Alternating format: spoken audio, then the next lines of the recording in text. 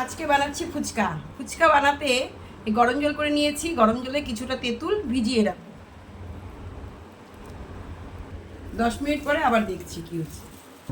তেঁতুলটা ভিজানো হয়ে গেছে, এবার আমি ছাবাগুলোকে উঠিয়ে নিচ্ছি। জলে আমরা এইসব দিয়ে দিলাম এক এক করে, ধনিয়া, এবার গোলমরিচের গুঁড়া। আসলে আমাদের বাড়িতে বিলাতি ধনিয়া আছে, বিলাতি ধনিয়াটাই দিয়ে দিলাম।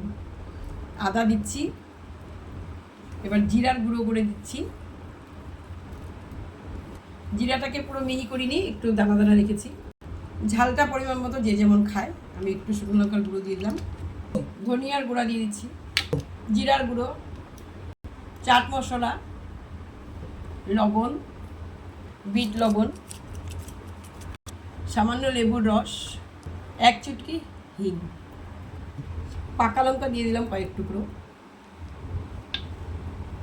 আমি কয়েকটা পুদিনা পাতা দিয়ে দিচ্ছি, আমার গাছের পাতা। এবার এটাকে ঢেকে রেখে দেবো, তারপরে বাকি কাজগুলো করে নেব। এবার ফুচকার আলুটা মেখে নিচ্ছি।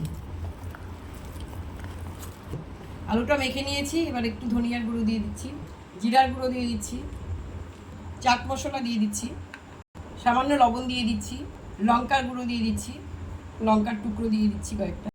এবার দিয়ে দিচ্ছি ধনিয়া পাতা, পেঁয়াজ। এবার সব কিছু ভালোভাবে মেখে নিচ্ছি। এবার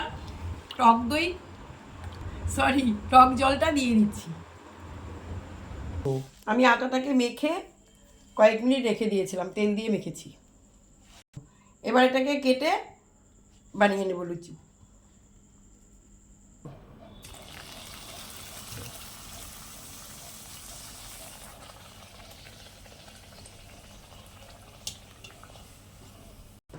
বন্ধুরা দেখতে পাচ্ছ আমার ফুচকা রেডি। আটা দিয়ে বানিয়েছি, ময়দা দিয়ে বানানো যায়, কিন্তু বাচ্চাদের জন্য এটাই ঠিক আছে, ঘরে খাবো। এই তো আমার চাটনি, আর এখানে আলু মাখা রেডি। এবার আমরা খেয়ে নেবো সবাই।